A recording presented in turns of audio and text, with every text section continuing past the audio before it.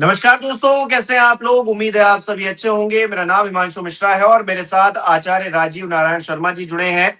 आचार्य जी, बहुत बहुत स्वागत है आपका 4 PM पर। धन्यवाद। वैसे तो आचार्य जी को आप संजय शर्मा जी के साथ देखते हैं अक्सर भविष्यवाणी करते हुए, और उनकी भविष्यवाणियां कितनी सच साबित होती हैं ये भी हम देखते हैं। लेकिन आज कुछ संयोग ऐसा बना है कि मुझे सौभाग्य प्राप्त हुआ है आचार्य जी का इंटरव्यू करने का। तो आचार्य जी, जेनजी आंदोलन को लेकर आपकी जो भविष्यवाणी थी वो तो मतलब जबरदस्त हिट रही, और जैसा जैसा आपने बताया वैसा वैसा होता चला गया। तो अब आगे क्या होना है, इस आंदोलन का भविष्य क्या होने वाला है, क्या गणना है आपकी। हाँ, देखो सबसे पहले तो अब तो एक तो दर्शकों को बता देता हूँ कि बात ये मैं तो संजय जी के साथ अपने पिछले प्रोग्राम में ही बता चुका था। मुझे स्वयं हनुमान जी ने 14 जुलाई को वहां भेजा था और 14 जुलाई पे वहां पर कोई संख्या नहीं थी, 100-150 के आसपास। तो वो सारी बातें मैं पिछले प्रोग्राम में कह चुका हूं। तो मैं तो एक आध्यात्मिक, चूंकि मैं एक आचार्य, ज्योतिष का आचार्य भी हूं, कर्मकांड में भी मैंने आचार किया है। तो उस आध्यात्मिक दृष्टि से हिमांशु हमको ये देखना चाहिए और सारे देशवासियों को देखना जानना चाहिए कि इसके पीछे कौन सी शक्ति ऐसी थी इस आंदोलन के पीछे कि जिसने नरेंद्र मोदी जी की सत्ता, और खासतौर से नरेंद्र मोदी अमित शाह जी के बारे में ये कहा जाता है कि 2002 से इन्होंने गुजरात में 12 साल और यहां भी 12 साल से ऊपर हो गए। तो एक तरफा शासन चलाया, पुलिस स्टेट चलाया है। पुलिस स्टेट का मतलब होता है जहां आप पुलिस को का ओवर यूज करके जुडिशरी को बाईपास करते हो। जैसे आप किसी का घर गिरा देते हो, बिना कानूनी प्रक्रिया पूरा किए हुए आप घर गिरा रहे हो, किसी का डिमोलिश कर रहे हो, जो आप बुलडोजर भेज करके। जबकि तरीका तो यह है कि केस लड़ना चाहिए, अपना दोनों पक्ष अपना अपना अपना पक्ष रखेंगे कोर्ट में, तब जाके डिसीजन होता। तो उसको पुलिस स्टेट कहते हैं, जहां जुडिशरी को बाईपास करके आप पुलिस के डंडे से चलाते हो, ब्यूरोक्रेसी को पीछे धकेल देते हो, मतलब आईएएस लॉबी को। और हमारे यहाँ आदित्यनाथ जी भी, योगी, उनकी भी इसी तरह की फिलॉसफी है। तो ऐसे केस में इस सरकार को ये जैन जी आंदोलन ने क्यों पीछे घुटनों पर बैठाया। और अभी भी जैसे ये जब एफआईआर वापस नहीं ले रहे थे अलग अलग स्टूडेंट्स के ऊपर अलग अलग राज्यों में, तो फिर जैन जी ने 31 जुलाई से आंदोलन की फिर धमकी दी थी, जिसके बाद उन्होंने ली। तो बार बार ये एक तरह की नैरेटिव बन गई है कि इतनी अहंकारी सरकार जो है बैकफुट पे कैसे आ गई बच्चों की वजह से। तो मैं सबसे पहले उसको आध्यात्मिक आंसर देता हूं संजय जी, वो क्या नाम है हिमांशु। आपको पता है कि हमारे प्रभु श्री राम निर्माण के समय 1900 जो मंदिर का निर्माण था उसका 1990 से आरएसएस और बीएचपी ने ये एक आंदोलन शुरू किया और जबरदस्त डोनेशन वसूला गया, उसमें भी हेराफेरी की। उसके बाद अधूरे मंदिर में प्राण प्रतिष्ठा करके इन्होंने राजनीतिक फायदा के ऑब्जेक्टिव से आरएसएस बीएचपी के लोगों का राम मंदिर बनाया और ट्रस्ट पर सब कब्जा कर लिया। उसके बाद दान पत्रों से हमने देखा हजारों करोड़ की चोरी करी है। तो और इसमें अभी आप देखो क्या नाम है हिमांशु, इसमें मुझे ऐसा लग रहा है कि जिस तरह से ट्रस्ट के ऊपर कार्रवाई करने के लिए जब सुप्रीम कोर्ट में याचिका गई, तो वहां पर भी सुप्रीम कोर्ट ने भी एक कमजोर सा डिसीजन दिया। तो वहां लग रहा है कि सुप्रीम कोर्ट भी इसमें शामिल हो रहा है। तो जब इस तरह के अधर्म बढ़ जाते हैं तो ईश्वरीय शक्ति ही काम करती है हमेशा। अब हमारे शास्त्रों में लिखा गया प्राचीन काल से कि जब तानाशाह हो या राजा कोई अहंकारी हो जाए या राक्षस कोई महाबली हो जाए, जैसे रावण, दुर्योधन या आपके कंस, बड़े बड़े नाम हमारे सामने आते हैं, तो फिर इसमें ईश्वर कोई एक ऐसी रचना रखते हैं। तो ये बच्चे जो आए थे, आप इनको ये मान के चलिए। और आपको पता है कि हमारी ये सरकारें क्या करती हैं, जो मोदी जी की और योगी आदित्यनाथ जी की, बार बार हनुमान जी का अपमान कर रहे हैं। कभी पतंग में उड़ाते हैं, कभी हनुमान जी को कुछ कह देते हैं, उनकी जाति बताने लगते हैं। तो हनुमान जी के ये सब, ये जैन जी जो है वो हनुमान जी की वानर सेना के रूप में आई और इस वानर सेना ने उस अहंकारी मोदी, योगी, शाह, आरएसएस और बीएचपी वाली जो सरकार है उसकी लंका में आग लगा दी। हनुमान जी ने क्या किया था देखिए, राम जी का साहस बढ़ाने के लिए हनुमान जी ने भी वही काम किया, उनके घर में जाकर वो ठोक पीट करके आ गए वो। तो हमारे बच्चे ने भी दिल्ली में, इनकी राजधानी में अमित शाह मोदी की नाक के नीचे जंतर मंतर पर कब्जा किया और अपनी बात मनवा के आए। ठीक है, किसी भी आंदोलन में थोड़ा बहुत छुटपुट हिंसा ये सब चीजें होती हैं, हालांकि पुलिस रवैया जो हुआ उसके विपरीत आगे मैं भविष्यवाणी करने वाला हूं क्या होने वाला है। तो इसको विशुद्ध रूप से मैं एक हनुमान जी का भक्त होने के नाते बताता हूं दर्शकों, ये हनुमान जी की क्रिया है पूरी की पूरी, हनुमान जी की योजना है, जैन जी के रूप में वानर सेना थी, उन्होंने अमित शाह मोदी की लंका में आग लगाई, जिसकी शुरुआत हो गई धर्मेंद्र प्रधान के इस्तीफे से। और अभी तो आप ये सोचिए कि आगे आगे, ये तो केवल शुरुआत है। जो अगस्त का महीना है जिसके बारे में आप पूछना चाह रहे हैं, अगस्त में 2 ग्रह चेंज हो रहे हैं। एक तो हमारा प्रोग्राम 2 तारीख का है, तो 1 तारीख को वो चेंज हो चुका है। शुक्र जो भारत की कुंडली का लग्नेश है, जो अक्सर आपके ऑफिस में स्टूडियो में है, और बोलिएगा कि उस इंडिया की चार्ट को, हॉरोस्कोप को दिखाएं, तो टॉरस लग्न की हॉरोस्कोप है, उसमें आंदोलन के घर का स्वामी भी शुक्र है और लग्न का स्वामी भी शुक्र है। वो बच्चों के घर में 5वां घर 5th हाउस होता है। दर्शकों, हमने बार बार आपके यहाँ बताया, एजुकेशन का, एजुकेशन इंस्टीट्यूशन का और बुद्धि का भी होता है, इंटेलेक्ट का भी है, इमोशंस का भी होता है। तो वहां पर यह शुक्र नीच का हो रहा है और शनि मंगल से पीड़ित होगा, क्योंकि 2 तारीख को हमारे प्रोग्राम में आज ही की रात को लगभग रात को 11 बजे या 11:30 बजे के आसपास मंगल भी राशि बदल के मिथुन राशि में प्रवेश करेगा, जो एक अपने आप में अलग घटना। और भारत की जब आजादी मिली थी उस समय भी, दर्शकों की जानकारी के लिए बता देता हूं कि लगभग 10 लाख के आसपास हिंसा हुई थी। मतलब जब जन्म 15 अगस्त 1947 को जब टॉरस लगन की कुंडली थी, उस समय भी मिथुन लगन में, आप देख लीजिएगा, ये हॉरोस्कोप है कि मिथुन मतलब 3 नंबर साइन में है मंगल, और इसी साइन में मंगल आ रहा है अभी आज रात को। तो ये मंगल जन्म की कुंडली में भी छात्रों के घर को प्रभावित करा, तो अभी भी करेगा। तो ये अगस्त का महीना बेहद बेहद खतरनाक है। और किसके लिए खतरनाक है? खासतौर से जब मैंने सारी विवेचना की तो मुझे अमित शाह की हॉरोस्कोप हाथ में लगी। उस अमित शाह की हॉरोस्कोप को मैं आज विस्तार के साथ डिस्कस करूंगा। उसमें अमित शाह जी के लिए मुझे ज्यादा कुछ संकट इसमें दिखाई दे रहा है, भाजपा के लिए भी आ रहा है, भाजपा अमित शाह के लिए ज्यादा संकट इसमें दिखाई दे रहा है। तो ये जो है आंदोलन अब यहाँ पर रुकने वाला नहीं है। अलग रूप में इस आंदोलन को अब देशवासी अलग रूप में देखने जा रहे हैं। तो सबसे पहले मैं ये रहा, इसका राइटअप जरूर शेयर कीजिएगा। जो शुक्र का मैंने राइटअप जो है अपने दर्शकों को, अक्सर मैं अपने प्रोग्राम में राइटअप इसलिए शेयर करता हूं क्योंकि मैंने हिमांशु ये बताया कि भाई हमारा कोशिश ये रहती है कि लोग अपने घरों में इसको नोट्स बनाएं, इसको ज्योतिष को एक लेक्चर के रूप में मेरे प्रोग्राम को देखें। ये मेरी कोशिश रहती है। इसलिए मैं अपनी मेहनत को, जो मेरी एनालिसिस होती है, मैं आप लोगों के साथ शेयर कर लेता हूं। तो ये 1 अगस्त को लगभग 9:28 पे ये शुक्र राशि बदल चुका है। इस समय भारत के हॉरोस्कोप का 5th हाउस कन्या उदय हो रहा था, जिसमें नीच का 9th लॉर्ड, 2nd लॉर्ड जो है, और शुक्र शनि और मंगल से पीड़ित हो रहा होगा। पब्लिक के परसेप्शन, इमोशंस, फीलिंग, माइंडसेट का कारक चंद्रमा राहु केतु से पीड़ित है। हुआ था 1 तारीख को। चंद्रमा राहु के नक्षत्र में, 4th house domestic piece harmony में, धनु राशि पर शनि मंगल दोनों की एस्पेक्ट्स है। 3rd लॉर्ड 8th लॉर्ड है शनि, और शनि 6th लॉर्ड भी। अमित शाह के लिए मंगल का गोचर अत्यंत अशुभ है। मैंने पहले ही आपको बताया, भारत की हॉरोस्कोप में चंद्र शुक्र की दशा चल रही है। अतः शुक्र के इस ट्रांजिट में दोनों ही पाप ग्रहों के प्रभाव में है, जो ये संकेत दे रहे हैं भाजपा के लिए कि भाजपा क्रिमिनल एलिमेंट्स के साथ, जैन जी का जो उन्होंने जिस तरह से अभी बदनाम करने की कोशिश कर रहे हैं, ये इनको बैकफायर करेगा। ये जो है जितनी भी ये कोशिशें कर रहे हैं कि जैसे कुछ पुलिस की फैमिलीज को इन्होंने बैठा दिया और उसके बाद उनकी एक नैरेटिव बनाने की कोशिश कर रहे हैं, हमारे कुछ बच्चों के ऊपर गाली देने की, जबकि ये लोग खुद भूल जाते हैं इनके सांसद संसद में गालियां देते हैं। हमारी योगी आदित्यनाथ की भी वीडियो कहीं रिलीज हुई थी, वो अफसरों को, मीडिया के लोगों को गंदी गंदी गालियां देख करके बात कर रहे थे। तो वहां तो एक बच्चों के ऊपर गाली देने का, जबकि ये बच्चों का एक फ्रस्ट्रेशन, उनका तरीका है एक्सप्रेस करने का, हम आगे उसमें इस चीज की बात करें, तो उस पर ये जो कर रहे हैं ये सब के सब बैकफायर करने वाला है। बैकफायर का मतलब इससे रिवोल्ट बढ़ेगा, इससे एग्रेशन बढ़ेगा, क्योंकि आगे की ग्रह की दशा हमारी जो इस तरह की संकेत दे रही है। जो मैंने आपको पहले ही कहा कि ये आजादी के समय भी 10 लाख की इस समय हिंसा हुई थी। तो दर्शकों, आज आपको सामने फिर से शुरू करते हैं बीजेपी के हॉरोस्कोप को दोबारा मैं दिखा रहा हूं कि ये लोग ऐसा क्यों करते हैं बीजेपी वाले। तो जो मैंने आप लोगों के प्रोग्राम में अक्सर ये कहा कि जो राइटअप आपके पास है, भाई मूल रूप से हिमांशु, आज तक जितने भी यूट्यूब पर या मीडिया में जो एस्ट्रोलॉजर आते हैं, कभी भी बीजेपी की डिटेल में हॉरोस्कोप की चर्चा नहीं करते।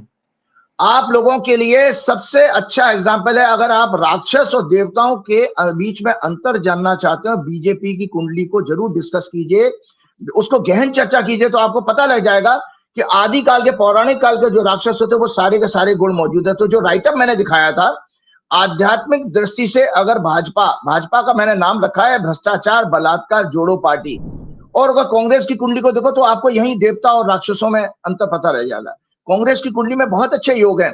तो छल कपट, बीजेपी की कुंडली के जो इन ग्रहों के प्रभाव से क्या दिखाई देता है इस कुंडली में, छल कपट, पाखंड, फाल्सुड, फेक नैरेटिव, कपट योग, सहयोगियों के साथ धोखा, पड़ोसी देशों से खराब संबंध, अहंकारी, दमनकारी, तानाशाही शासन जिसमें जनता कभी भी सुखी नहीं रह सकती, डेटा इतिहास को ये ट्विस्ट करके, मतलब तोड़ मरोड़ करके, कुतर्क के द्वारा भ्रम की स्थिति पैदा करने वाले, जैसे अभी ये कुतर्की पैदा कर रहे हैं कि बजाय अमित शाह को बचाने के ये पुलिस वालों की फैमिली को इकट्ठा कर दिया, जबकि आप लाठी में कीने लगी हुई लाठियां आपने मारी हैं, इलेक्ट्रिक शॉक वाला आपने यूज किया, पैलेट गन आपने यूज किया, आपने टीयर गैस के शेल जो है क्या नाम है बच्चों के ऊपर फेंके। तो ये सब चीजें, उस पर तो वो पुलिस वालों की फैमिली कुछ नहीं बोले, लेकिन अपना लेके आए। तो ये तर्क, मतलब कुतर्क करके चीजों को तोड़ मरोड़ कर पेश करने वाली आदतें भी इनके अंदर हैं, और समाज को धर्म वर्ग जात पात पर बांटकर पैदा करने वाली, जनता और शासन करने की सोच वाली, बुद्धिहीन विवेकहीन विजन वाली, जिनके अंदर दया करुणा नैतिकता सदाचार संविधान न्यायालय प्रजातंत्र के प्रति शून्य रेस्पेक्ट, रादर उसको कंट्रोल करके दमन करके करने की सोच वाली है। ईर्ष्या चुगली करने वाले हैं ये लोग। ड्रग्स, काला धन और भ्रष्टाचार, महिलाओं के साथ जघन्य अपराध, दलितों, आदिवासियों, किसानों, मजदूरों, छात्रों सहित समाज के सभी वर्गों का शोषण करने वाली भावना और सोच वाली ये पार्टी होनी चाहिए। अनेक प्रकार के मनोरोग वाली संस्था होनी चाहिए ये। इनके अंदर भगवान श्री राम द्वारा उत्तरकांड में भरत को जो राक्षसों के गुण बताए हैं वो सब के सब मौजूद हैं। इसके विपरीत कांग्रेस की हॉरोस्कोप भी आपके चैनल में है, उनको बोलिए दिखाएगा। जबकि इसके विपरीत कांग्रेस थोड़ा सा कंफ्यूजिव है, इतना एग्रेसिव नहीं है बीजेपी की तरह, लेकिन परंतु शास्त्रों में बताए गए देवताओं, संतों, महात्माओं वाले लगभग सभी गुणों वाली राजनीतिक पार्टी होगी। इनके शासन में कभी भी किसी के साथ भेदभाव नहीं होगा। सभी वर्गों, धर्मों, जातियों का सम्मान करने वाली, न्याय व्यवस्था, डेमोक्रेसी को मजबूत रखने वाली और सभी नागरिकों के फंडामेंटल राइट्स को प्रोटेक्ट करने वाली और उनका सम्मान करने वाली पार्टी ये कांग्रेस है। तो ये मैं इसलिए आपको बता रहा हूं क्योंकि आपको देश में जब हमारी जो राजनीतिक पार्टियां, उनके व्यक्तित्व, उनके परफॉर्मेंस के बारे में पता होना चाहिए। सबसे बड़ी बात, जैसे अभी एक अभी रिसेंटली इसी हफ्ते में मनमोहन सिंह जी को क्लीन चिट दी गई उसमें कोलगेट घोटाला कांड में सुप्रीम कोर्ट द्वारा। तो हिमांशु, किस तरह से उस सरकार को इन्होंने बदनाम किया, ये पॉइंट्स हैं दर्शकों के बीच में जरूर जाना चाहिए ये राइटअप में, कि देखिए मनमोहन सिंह जी की एक ऑनेस्ट सरकार को कैसे फोर्ड फाउंडेशन और सीआईए की मदद से आरएसएस, बीजेपी, अन्य लोगों ने एक fake propaganda agenda, fake news 24/7 चलाकर डिफेम करके उनसे सत्ता दलाल, कॉर्पोरेट और विदेशी पावर्स को बेचने के उद्देश्य से एक साजिश रची गई। 2G स्पेक्ट्रम स्कैंडल की हवा बनाई गई जो 2017 में कोर्ट ने फर्जी बताया, और अब मनमोहन सिंह जी को उसमें क्लीन चिट भी मिल गई मरणोपरांत। बॉलीवुड स्टार्स, एक्टर्स की एक लॉबी को सरकार को बदनाम करने के लिए यूज किया गया। अंबानी के टीवी चैनल्स ने 2011 से फेक एजेंडा चलाना शुरू किया। व्हाट्सएप के जरिए ग्रुप बनाकर सोसाइटीज के आंटी अंकल के जरिए यूथ और तमाम देशवासियों को फेक राष्ट्रवाद, corruption, historical facts, freedom movement को हिस्टोरिकल फैक्ट्स को तोड़ मरोड़ करके फ्रीडम मूवमेंट को के और मुस्लिम नफरत वाले नेहरू खानदान आदि पर फेक न्यूज सर्कुलेट की गई। तारक मेहता जैसे टीवी शोज चलाए गए जो वैसे तो एंटरटेनमेंट शोज थे, लेकिन उनमें भी सरकार की कमियों को एक्सपोज किया गया। मनमोहन सिंह जी की छवि खराब करने के लिए कई टीवी शोज चलाए गए। नेहरू गांधी परिवार को फेक स्टोरीज के द्वारा बदनाम किया गया। राहुल गांधी की एक कमजोर और चीप इमेज बनाने की कोशिश की गई। अहमदाबाद में एक आईटी सेल, एक वॉर रूम इसमें पूरा बनाया गया था। इसके लिए हजारों करोड़ रुपए खर्च किए गए। पाकिस्तान को सबसे बड़ा दुश्मन और चाइना को दोस्त प्रोजेक्ट किया गया, जबकि यह सच है कि उसी पाकिस्तान के पीएम को मोदी ने अपनी पहली ओथ में 26 मई 2014 को इनवाइट किया था, और बिना किसी एजेंडा के हवाई यात्रा में बीच में अचानक पाकिस्तान भी ये बिरयानी खाने पहुंच गए। आज मिडिल ईस्ट से व्यापार घाटा 107, सारे जितने खाड़ी के देश हैं उससे व्यापार घाटा $107 बिलियन का है। तो इसी से पता लग जाता है। और गौमांस का व्यापार भी 2013 से कई गुना बढ़ गया है, जो मोदी संघ के मुस्लिम प्रेम को कंफर्म करता है। और इसके अलावा बताता हूं कि हिमांशु, इन्होंने अभी दत्तात्रेय होसबोले, मोहन भागवत जी ने और राम माधव ने ये अलग अलग चैनल्स पर विदेशों में जाकर के, और भागवत जी ने तो इंडिया में दिया था, दत्तात्रेय होसबोले ने विदेश में दिया था, राम माधव भी विदेश में गए थे, पाकिस्तान के साथ संबंध सुधारने की बातें करने की इन्होंने पेशकश की है, इन्होंने कोशिशें की हैं और इन्होंने संदेश ऐसे दिए हैं, और भाजपा यहां पर क्या कर रही है वो आप देख रहे हैं। तो मैं अब आता हूं असली बात पर, जो मैंने आपको कहा था कि जो मंगल का जो राशि परिवर्तन हो रहा है, सबसे पहले आपको एक चीज बताना चाहता हूं कि ये सत्ता का जाने का जो मेरे 14 सितंबर का प्रोग्राम था हमारा 4 PM का, उसी में मैंने ये कहा था, 14 सितंबर की राइट अप भी है जो बार बार मैं इसलिए दिखाता हूं, ये हमेशा आपके पास प्रूफ रहना चाहिए। अभी हिमांशु में उस फोटो को जरूर दिखाइएगा, मुझे सौभाग्य प्राप्त हुआ 2 बड़े VIP से मिलने का, एक कर्नाटक के चीफ मिनिस्टर आपके DK शिव कुमार जी से, और दूसरे दिल्ली के पूर्व शिक्षा मंत्री मनीष सिसोदिया से, उनसे भी मेरे को मौका मिला था मिलने का। तो मैंने, क्योंकि मेरा कोशिश ये है कि जो देश की सत्ता में पावर, मैं तो देखिए राजनीति में हूं नहीं, लेकिन आचार होने के नाते मार्गदर्शन कर सकता हूं, तो मैं अलग अलग पार्टियों के बड़े बड़े नेताओं से मिलने सभी के घर जाऊंगा, उनको बताऊंगा कि किस तरह से इन राक्षसों से आपको देश को बचाना है, और जो भी मेरे पास ज्योतिष का ज्ञान है मैं उन लोगों के साथ बांटूंगा। तो वो फोटो जरूर दिखाइएगा जो मेरे VVIP लोगों के साथ। तो इसमें मैंने ये साफ साफ कहा था 12 plot and expecting 5th house, यहां पर हाईलाइट कराइएगा, ऑफिस में बोलिएगा, जिसमें मैंने ये DK शिव कुमार जी को पर्सनली दिखाया था। मैंने लिखा है कि indicates migration of skilled workers, students from country, fertility rate will drastically drop, or agitation will start in education institution because of paper leak, administrative control and crime against students. Police force will try to crush those agitation. मतलब police force की बर्बरता, brutality भी दिखाई दे रही है, ये भी मैं भविष्यवाणी कर चुका था। तो ये कॉज बता रहा हूं कि मोदी सरकार के हटने का, बहुत सारे दर्शक हमारे ये कहते थे कि कब जाएगा राजीव जी, तो कई साल से कह रहे हैं, 3 साल से कह रहे हैं मोदी चला जाएगा, मोदी की सत्ता, तो कोई तो होगा, निमित्त बनेगा, कोई निमित्त कहते हैं मीडियम को, तो बच्चे ही क्यों बने, स्टूडेंट्स ही क्यों बने, उसका जवाब आपको मंगल की दशा, जब ये 6 सितंबर को मंगल राशि बदला था, ये उस समय की हॉरोस्कोप है, तो कन्या लगन उदय हुआ था। तो आपको दर्शकों को बता दिया, हमेशा मैंने बताया, भारत की जो हॉरोस्कोप आपके पास है उसमें कन्या राशि जो है 5वां घर आती है, और 5वां घर स्टूडेंट्स का होता है, एजुकेशन का, बच्चों का होता है, देश के लिए बच्चे मतलब स्टूडेंट। और बुध की राशि, बुध जैन जी को रिप्रेजेंट करता है, यूथ को, और मंगल जो प्लेस है वो भी बुध की राशि में, तो डबल मंगल का प्रभाव हो गया। और एक चीज और मैं आपको बताता हूं, जिस चीज के लिए मोदी जी की अभी एक वीडियो देख रहा था, रील, आजकल तो रील बनाने का उनको शौक हो गया ना, वो रील में वो क्षमा मांग रहे हैं बच्चों से कि भाई बच्चों, मेरी माँ को गंदी गंदी गालियां दी, और उनको ताज्जुब हो रहा है कि बेटियों ने मुझे गाली दी, लड़कियां भी मुझे गाली दे रही हैं। अरे भाई, आपके कर्म ऐसे थे, जो आप बच्चियां, छोटे छोटे बच्चे आपको गाली दे रहे हैं, आपको गाली, आपको रमेश बिदुड़ी की नजर नहीं आती, आपको अनुराग ठाकुर की गालियां नजर नहीं आती, आपके कितने ही भाजपा के नेता उल्टा सीधा बकवास करते रहते, उनकी गालियां नजर नहीं आती, लेकिन बच्चों की गालियों पर बड़ा फोकस है आपको। एक देश के प्रधानमंत्री को, 140 करोड़ के आबादी वाले प्रधानमंत्री, देश के आबादी वाले प्रधानमंत्री को बच्चों की गालियां सुनने का बड़ा फोकस हो रहा है, तो उसमें वो ये माफी मांग रहा है। तो आपको मैं ये बता रहा हूं कि ये बच्चों का एक्सप्रेस करने का एक स्टाइल है, तरीका है, क्यों है, और आगे हमेशा रहेगा दर्शकों, क्योंकि भारत की कुंडली में मंगल जो प्लेस है, जिसकी 7 वर्ष की दशा 6 सितंबर 2025 से शुरू हुई है और 2032 तक रहेगी, तो वाणी का घर है, और मंगल है एग्रेशन, तो गाली देने की बात, और उसमें ह्यूमर भी होगा, जो आजकल होता है मीम्स बना करके। पहले के टाइम में कार्टूनिस्ट होते थे, पहले के टाइम में लोग, पॉलिटिकल लोग, जर्नलिस्ट के अलावा कार्टूनिस्ट भी सरकार की खिंचाई कार्टून के जरिए करते थे, पहला एक सम्मान था। एक किस्सा सुनाता हूं आपको हिमांशु, जवाहरलाल नेहरू जी 1948-52 के आसपास की बात है, वो एक शंकर पिल्लई करके एक नामी गिरामी कार्टूनिस्ट होते थे।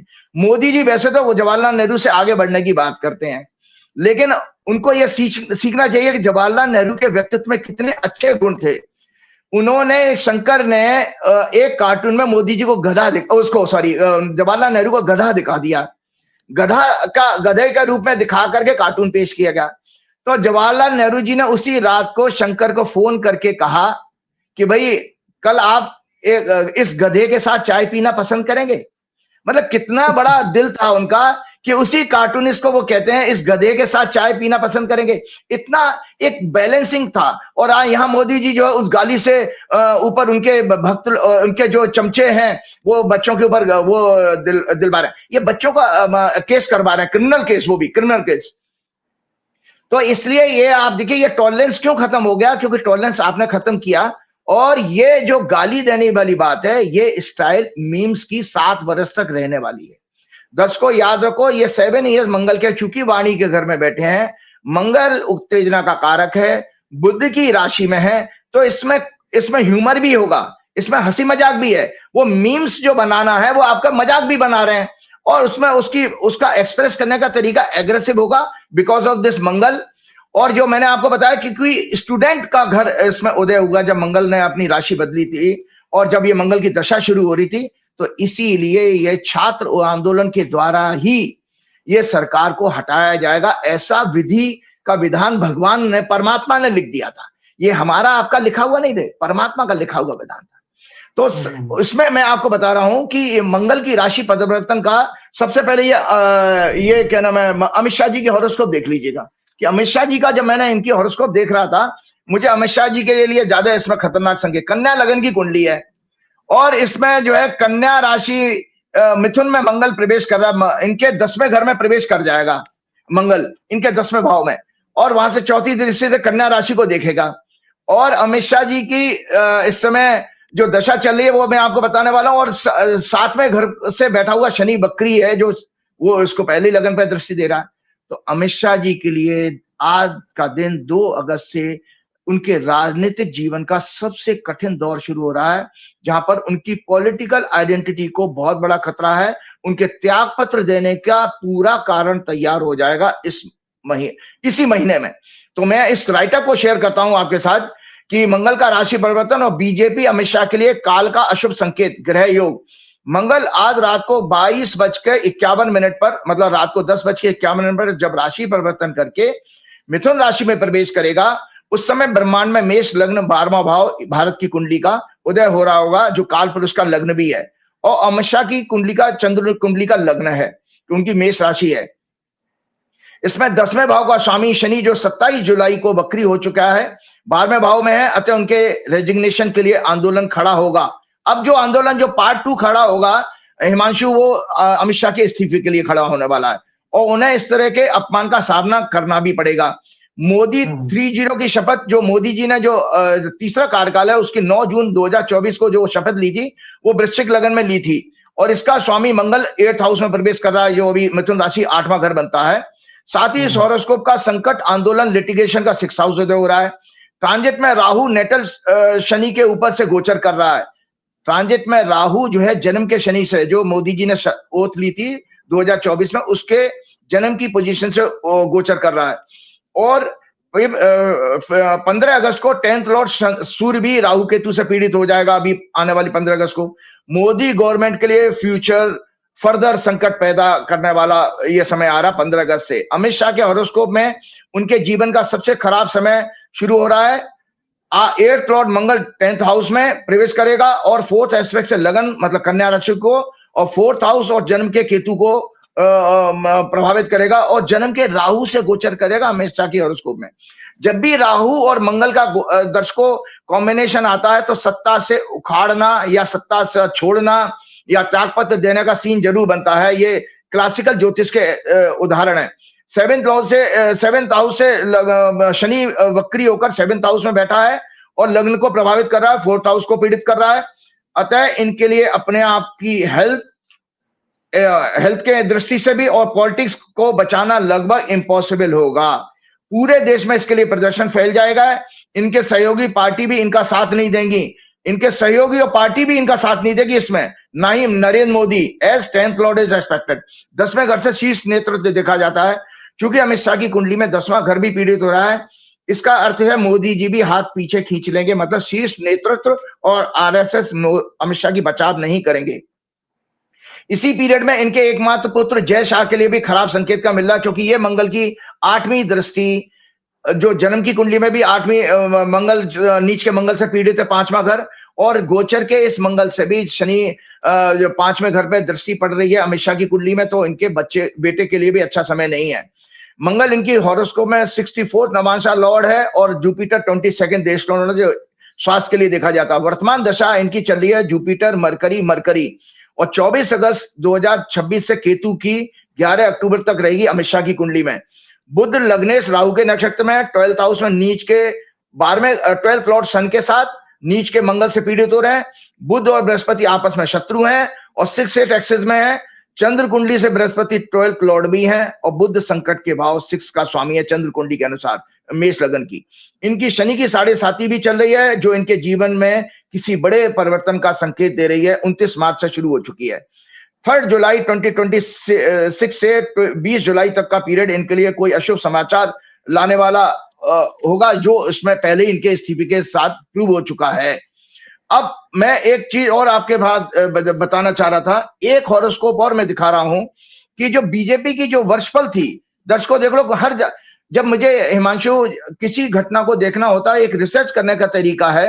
हमने जन्म कुंडली से देखा, अमित शाह की कुंडली में संघर्ष देख लिया और साथ में एक वर्षफल थी एनुअल हॉरोस्कोप। जब पार्टी फॉर्म हुई थी 6 अप्रैल 1980 को, तो हर साल 6 अप्रैल आने वाली 6 अप्रैल से नए साल की, जिसको हम वार्षिक फल कहते हैं, उसको भी देखना चाहिए। तो उस कुंडली को भी जब मैंने एनालाइज किया, उसमें भी ये कुंडली इसको शेयर कीजिएगा, उसमें भी भाजपा के लिए अच्छे संकेत नहीं आ रहे हैं, क्योंकि दर्शकों को बहुत सारी चिंता है कि भाई भाजपा का क्या होगा, आंदोलन का क्या होगा। वही चीजें मैं आगे बढ़ा रहा हूँ।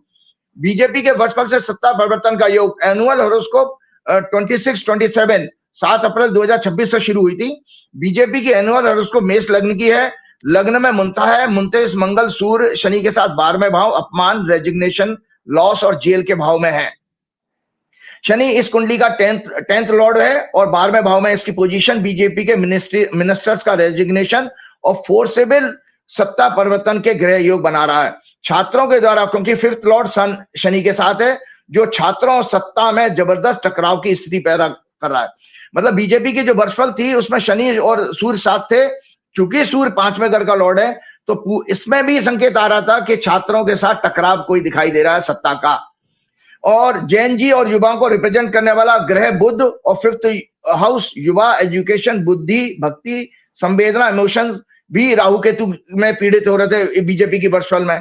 अतः भाजपा संघ, वीएचपी का घमंड युवा शक्ति द्वारा अवश्य तोड़ा जाएगा, ये ग्रह योग स्पष्ट कर रहे थे बीजेपी की वार्षिक कुंडली में भी।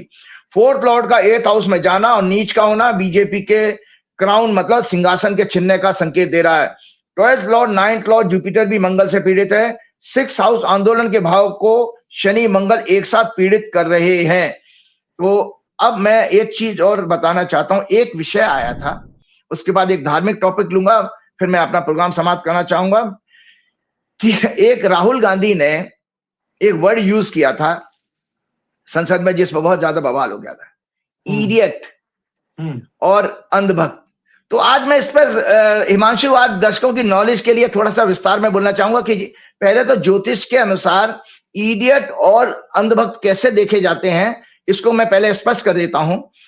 5th हाउस जो होता है हमारा बुद्धि का होता है। मरकरी हमारा दर्शकों इंटेलेक्ट का सिग्निफिकेटर होता है, बुद्धि का कारक है।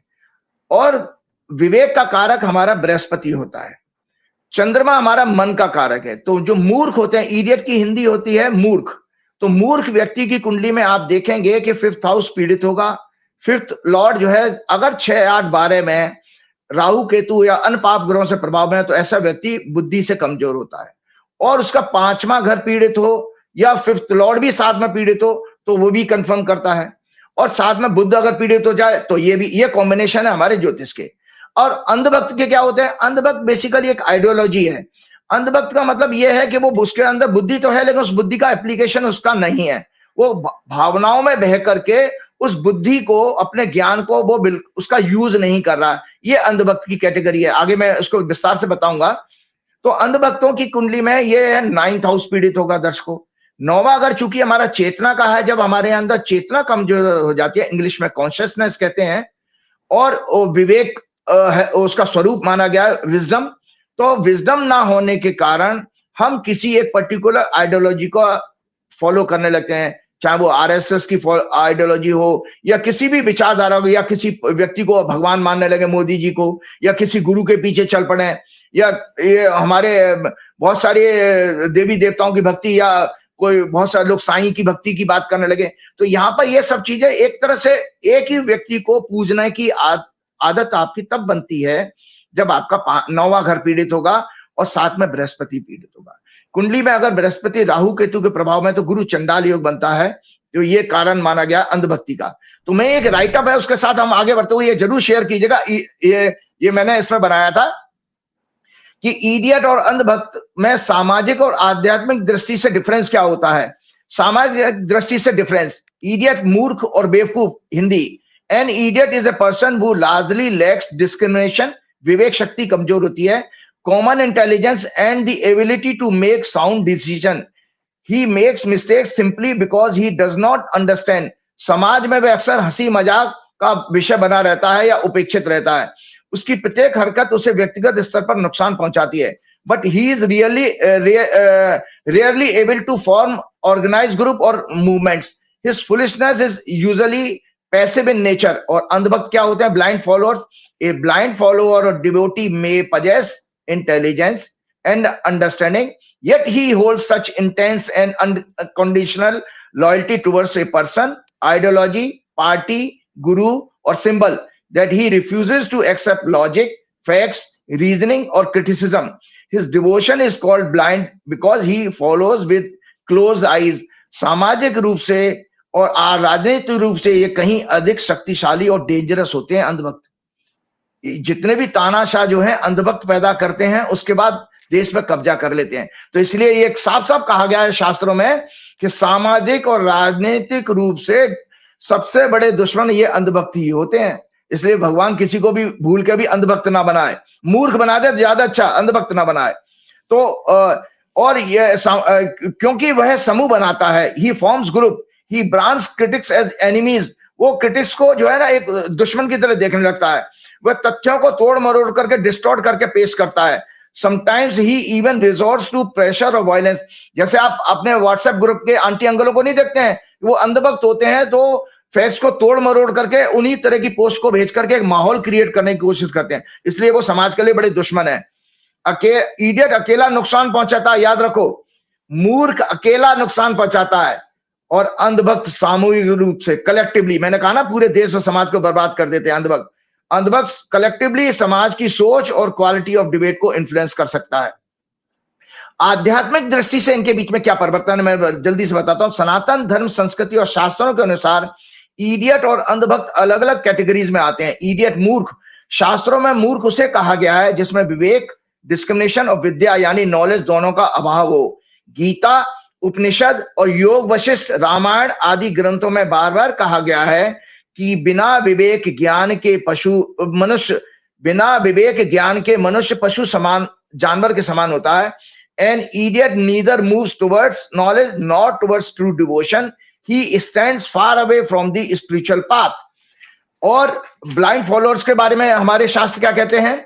भक्ति स्वयं बहुत हाई स्टेट की अवस्था मानी गई है, टोटल सरेंडर। लेकिन जब भक्ति में श्रद्धा हो परंतु विवेक ना हो, जिस भक्ति में श्रद्धा तो है लेकिन विवेक नहीं है, तो वो अंधभक्ति कहलाती है। तो वो व्यक्ति अंधभक्ति कहलाता है। सच्ची भक्ति में 3 रिक्वायरमेंट होती हैं दर्शकों: श्रद्धा, डीप फेथ, विवेक, एबिलिटी टू डिस्टिंग्विश राइट और रॉन्ग, नॉलेज या कम से कम जिज्ञासा, जेन्युइन इंक्वायरी होनी चाहिए।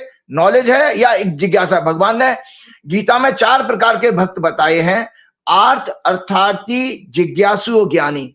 उसमें भगवान ने ये कहा आर्थ वो भक्त होते हैं जो हमेशा रोते रहते हैं, हमेशा कंप्लेन करते रहते हैं, कोसते रहते हैं चीजों को, परिस्थितियों को।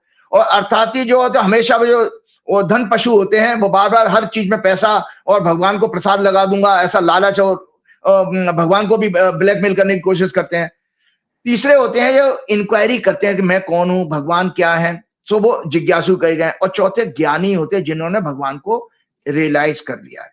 तो ईश्वर ने अर्जुन को बताया कि अर्जुन, 4 प्रकार के भक्तों में मुझे ज्ञानी सबसे ज्यादा प्रिय है, जिन्होंने मुझे जान लिया है, जिन्होंने मुझे पा लिया है। तो मैं आगे बढ़ता हूं। अंधभक्त में पहली चीज तो बहुत स्ट्रांग और प्रबल होती है, मतलब श्रद्धा तो होती है, लेकिन दूसरी और तीसरी चीज वीक होती है या टोटली मिसिंग होती है। As a result, in the name of guru, deity और ideology, he can fall into superstition, blind imitation and sometimes hypocrisy, पाखंड में।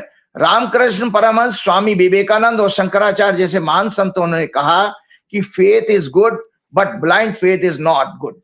Foolishness is ignorance, blind devotion is a distorted form of भक्ति that arises from the absence of knowledge. Both are undesirable, but blind devotion is more subtle and can possess a greater effective danger to society.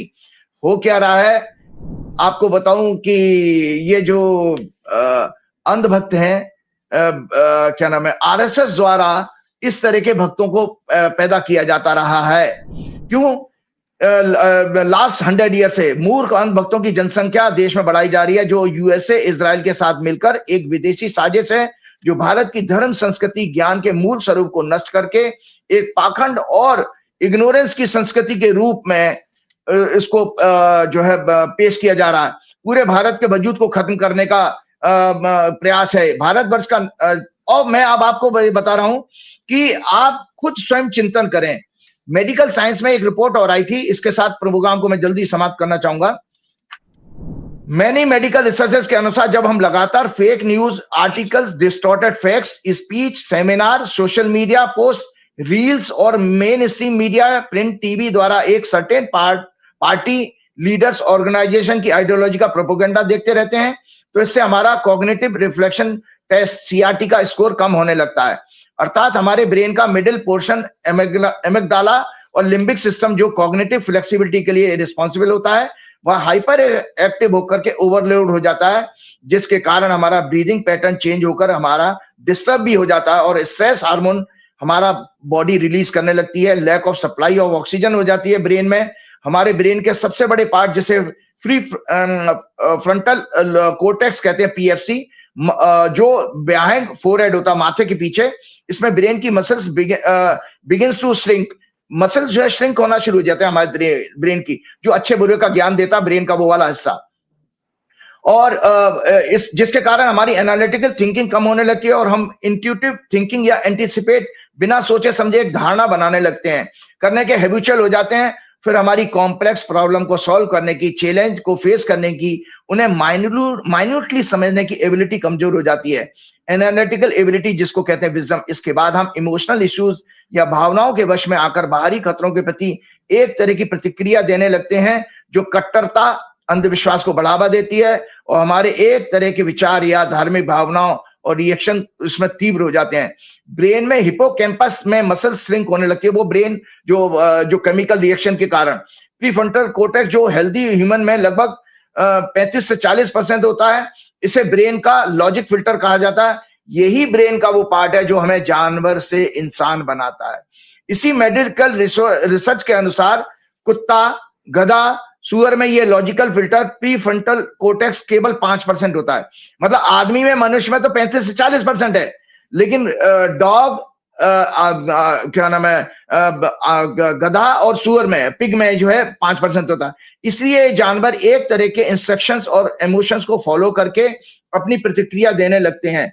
RSS की शाखाओं में स्वयंसेवकों, distorted history, scriptures, rituals और other fake information continuously 365 days 24/7 feed किए जाते हैं, जिनके कारण इनका लॉजिकल फिल्टर 35% से कम होकर 5% वाले जानवरों की कैटेगरी में चला जाता है। ये कट्टरवादी और हिंसक हो जाते हैं। इनमें भावनाएं, संवेदना, नैतिकता, सदाचार आदि खत्म होने लगता है इन लोगों के अंदर। आरएसएस जो जिस तरह की स्वयंसेवक तैयार करता है, इतिहास के अनुसार लगभग सभी तानाशाहों का यही स्टाइल ऑफ फंक्शनिंग होता है। आरएसएस को यह प्रेरणा इटली के तानाशाह मुसोलिनी और चाइना की कम्युनिस्ट पार्टी से मिली और वर्तमान में इजराइल से भी। अब देशवासी प्रोग्राम का खत्म करते हुए हैं, इस पर चिंतन जरूर करें। ये राइट अप है। देशवासी चिंतन करें कि अंधभक्त 5% कैटेगरी वाले पशु समान क्यों हैं। अगर ये राम भक्त होते तो प्रभु श्री राम के मंदिर निर्माण में दान और चंदा चोरी पर बोलते। अगर ये राष्ट्र प्रेमी होते तो पुलवामा में शहीदों पर, ऑपरेशन सिंदूर की विफलता, सैनिकों के शहीद होने पर, गलवान घाटियों में सैनिकों के चीनी द्वारा शहीद किए जाने पर, चीन के अरुणाचल लद्दाख में देश की भूमि के कब्जों पर बोलते, ये दत्तात्रेय होसबोले, राम माधव, मोहन भागवत के द्वारा पाकिस्तान से संबंध सुधारने की दलीलों के विरुद्ध बोलते।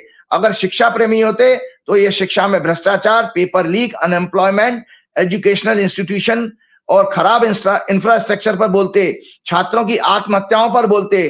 अगर ये गौ माता प्रेमी होते तो गौ माता को मोदी सरकार ने 12 वर्षों तक राष्ट्रीय पशु घोषित नहीं किया है, उस पर मोदी सरकार में गौ मांस खाने वाले मंत्रियों पर गौ मांस का व्यापार मनमोहन सिंह जी की सरकार से ज्यादा बढ़ने पर बोलते। अगर किसान प्रेमी होते तो खेती और किसानों की समस्याएं, खाद आदि का संकट, उन पर बढ़ रहे कर्जों के कारण किसानों की आत्महत्याओं पर बोलते।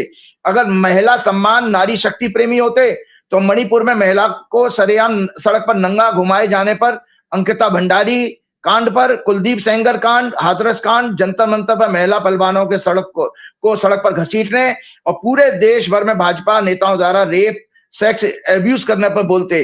अगर ये प्रकृति प्रेमी होते, पर्यावरण प्रेमी होते तो जंगल काटे जाने पर, अरावली पर्वतमाला नष्ट किए जाने के षड्यंत्र पर, आदिवासियों का शोषण करने पर बोलते। अगर डेमोक्रेसी, फंडामेंटल राइट्स, देश के सभी हालातों पर गंभीरता से सोचने वाले होते तो संविधान, संवैधानिक संस्थाओं, जुडिशरी को कमजोर होने पर, गिरते हुए रुपए पर, देश पर यूपीए के समय 4 गुना बढ़े हुए कर्जे पर, ट्रंप द्वारा लगातार अपमान किए जाने पर कि भारत एक नरक का गड्ढा है, टैरिफ लगाए जाने पर, रशिया से ऑयल ना खरीदने पर, ट्रेड डील को थोपे जाने पर, China, America, middle east, Europe से बढ़े हुए व्यापार घाटे पर बोलते। ये लोग इन सभी बातों पर इसलिए नहीं बोलते हैं क्योंकि इनकी एक अनपढ़, मंदबुद्धि, फेंकू, फर्जी हिंदुत्व वाले नेताओं ने इनके दिमाग की नसबंदी करके इनका एनालिटिकल ब्रेन निकाल दिया है।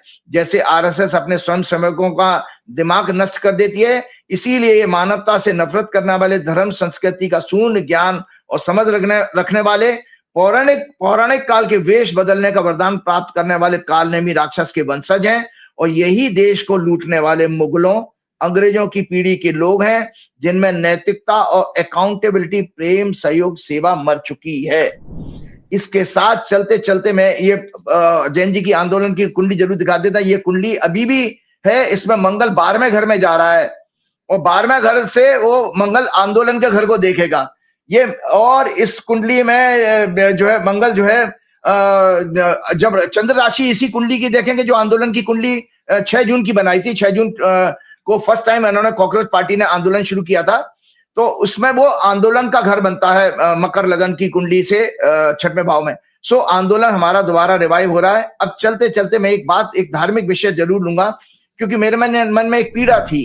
पीड़ा इसलिए थी हिमांशु कि हम जब देखते हैं कि हमारे योगी आदित्यनाथ एक संवैधानिक पद पर बैठे हैं और जिसने कॉन्स्टिट्यूशन की ओथ ली है, उसके लिए हिंदू, मुसलमान, सिख, ईसाई सभी बराबर हैं क्योंकि सभी के टैक्स के पैसे से ये प्रशासन के खर्चे निकलते हैं। सभी जजेस से लेके ब्यूरोक्रेट्स और जितने भी लोग हैं, मिनिस्टर्स, सबके जो सैलरीज हैं वो हमारे जनता के टैक्स के पैसे से पूरी होती हैं। उसमें तो कोई हिंदू मुसलमान का फंड अलग लाभ नहीं करते हैं।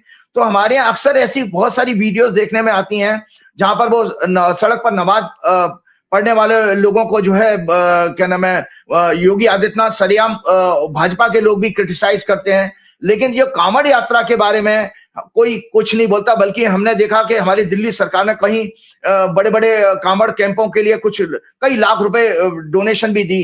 ऐसा हम दूसरे धर्म के प्रति क्यों नहीं कर पाते हैं? तो मैं थोड़ा सा मुझे इसलिए बोलना था क्योंकि हिमांशु, मैंने कर्मकांड में आचार भी किया है, ज्योतिष आचार के अलावा। तो मुझे पहले तो दर्शकों को 5 मिनट का समय और मैं लूंगा, आपका बहुत कीमती समय आप लोगों का, कि इसमें बताना कि हमारे शास्त्र जो है कांवड़ यात्रा के बारे में क्या कहते हैं और क्या वास्तव में इस तरह की कांवड़ यात्रा का कहा गया कि सड़क पर हम जाकर प्रशासन को डिस्टर्ब करके, लोगों की आम जिंदगी को तहस नहस करके, बिगाड़ करके, हिंसा करके सड़क पर, क्या हम इस तरह से भगवान को पा सकते हैं? तो उसको आप कांवड़ यात्रा के इस राइटअप को जरूर दिए कि सो दैट ये नॉलेज घर घर में लोगों के पास पहुंचनी चाहिए। यह है कांवड़ यात्रा भक्ति, आध्यात्मिक उन्नति या सिर्फ पाखंड के प्रचार के लिए? कांवड़ यात्रा सनातन धर्म में भगवान शिव की भक्ति, तपस्या और आत्मशुद्धि का एक महत्वपूर्ण स्वरूप है। यह मुख्य रूप से श्रावण मास के प्रथम दिन से शिवरात्रि तक जल चढ़ाकर पूर्ण होती है। वर्तमान में यह 30 जुलाई से 11 अगस्त तक जलाभिषेक के साथ पूरी होगी। इसमें शिव भक्त गंगा या अन्य पवित्र नदियों से जल भरकर कांवड़ बांस की डंडी पर दोनों तरफ जल के पात्र रखकर पैदल यात्रा करते हैं। अंत में शिवलिंग पर जलाभिषेक करके समाप्त करते हैं। इसका आध्यात्मिक महत्व शास्त्रों में यह कहा गया, वेदों पुराणों में इसका कोई सीधा उल्लेख नहीं है। वेद पुराण में इसके बारे में सीधा कुछ नहीं कहा गया। गंगा का महत्व है, गंगा स्नान का महत्व कहा गया है, तीर्थ स्थान का महत्व जरूर कहा गया है, लेकिन कांवड़ यात्रा का कोई महत्व नहीं दिया गया है। इसमें जलाभिषेक, तपस्या और तीर्थ यात्रा के महत्व को जरूर बताया गया गंगा का। समुद्र मंथन के दौरान, ऐसा पौराणिक कहानी है, समुद्र मंथन के दौरान हलाहल विष निकला जिसे भगवान शिव ने पी लिया और उनका कंठ नीला पड़ गया, जिसके कारण भगवान शिव का नाम नीलकंठ पड़ा। विष की जलन और गर्मी शांत करने के लिए देवताओं ने उन्हें जल अर्पित किया। यह घटना श्रावण मास के बताई जाती है, तभी से यह परंपरा की शुरुआत को माना जाता है। शिव पुराण में भी गंगा जल से रुद्राभिषेक भक्त के सभी पापों से मुक्त होकर शिवलोक प्राप्त करने का साधन बताया गया शिव पुराण में। इससे तपस्या, संयम और आत्मशुद्धि होती है। कांवड़ को कंधे पर उठाना अहंकार का त्याग और समर्पण का प्रतीक है। नंगे पैर चलना, ब्रह्मचर्य का पालन करना, सात्विक भोजन करना, कांवड़ को जमीन पर न रखना आदि भक्त का तपोबल बढ़ाते हैं, उसे साधना की अवस्था में ले जाते हैं। इससे शरीर और मन दोनों की शुद्धि, काम क्रोध पर विजय तथा शिव में पूर्ण लीन होने में सहायता मिलती है। शिवो भूत्वा शिवम, शिव बनकर शिव की पूजा करो, ऐसा शास्त्र कहते हैं। कई मान्यताओं के अनुसार भगवान परशुराम प्रथम कांवड़िए माने जाते हैं। श्रवण कुमार का कांवड़ में बैठाकर यात्रा करना दूसरा उदाहरण इस तरह का मिलता है। गंगा जल से शिव का अभिषेक मनोकामना पूर्ति ही नहीं, पापों का नाश, कष्टों से मुक्ति और कल्याण प्राप्ति है। यह केवल बाहरी यात्रा नहीं बल्कि तपोबल बढ़ने से आंतरिक साधना और मोक्ष की दिशा में एक कदम माना जाता है। यह यात्रा भक्ति, अनुशासन, एकता और पर्यावरण, नदी जल का महत्व का जीवंत उदाहरण है। वर्तमान में पाखंडी हुआ क्या है हिमांशु?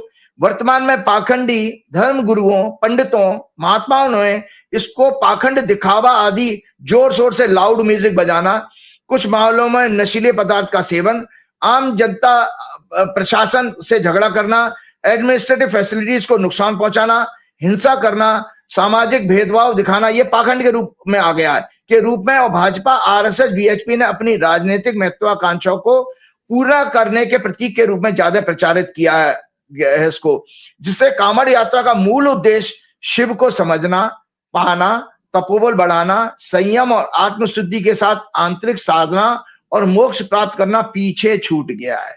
जो उसका असली उद्देश्य है वो तो पीछे छूट गया। इसीलिए शिव के प्रकोप के कारण ऐसे लोगों का सामाजिक, आर्थिक और आध्यात्मिक कल्याण नहीं हो पा रहा है। वे नाना प्रकार के सांसारिक दुखों, अकाल मृत्यु, बीमारी, व्यापार में हानि, धन का नुकसान आदि भोग रहे हैं। इसके साथ चलते चलते फिर हम हनुमान जी की प्रार्थना करते हैं, सभी देशवासियों को के लिए प्रार्थना करेंगे, हे प्रभु इन बच्चों के ऊपर आशीर्वाद रखिए और इन अहंकारी काल नेमी राक्षसों के वंशजों को आपने पूर्व काल में काल नेमी राक्षस का अंत किया था, तो इनके वंशजों का भी आप ही अंत करेंगे। तो हनुमान जी की प्रार्थना करते हो, श्री गुरु चरण सरोज रज निज मन मुकुर सुधार, वर्ण रघुवर बिमल जसु जो दायक फल चार, बुद्धिहीन तनु जान के सुमरो पवन कुमार, बल बुद्धि विद्या देव मोह हरौ कलेश विकार। जय श्री राम, जय हनुमान। जय श्री राम। और आचार्य जी बहुत बहुत धन्यवाद आपका, बहुत बहुत शुक्रिया। आपने जानकारी भी दी और भविष्यवाणी भी की। हालांकि आपकी जो भविष्यवाणियां हैं वो किस तरह से सच साबित होती रही हम सबने देखा। हालांकि कुछ लोग लांछन भी लगाते हैं, बदनाम करने की कोशिश भी करते हैं, उनको भी हम देखते रहते हैं। खैर, उनका जो काम है वो करते रहेंगे, हमारा जो काम है हम करते रहेंगे। हम अपनी राह पर चलते रहेंगे, देश को आगे बढ़ाने के लिए, देश की तरक्की के लिए लगातार हम लोग तत्पर रहेंगे। बहुत बहुत धन्यवाद आचार्य जी, आपने समय दिया। और हमारे जो दर्शक हैं वो कमेंट करके बताएं कि उनको ये प्रोग्राम कैसा लगा और जो आचार्य जी की भविष्यवाणी है उसको लेकर उनका क्या कहना है। बहुत बहुत धन्यवाद।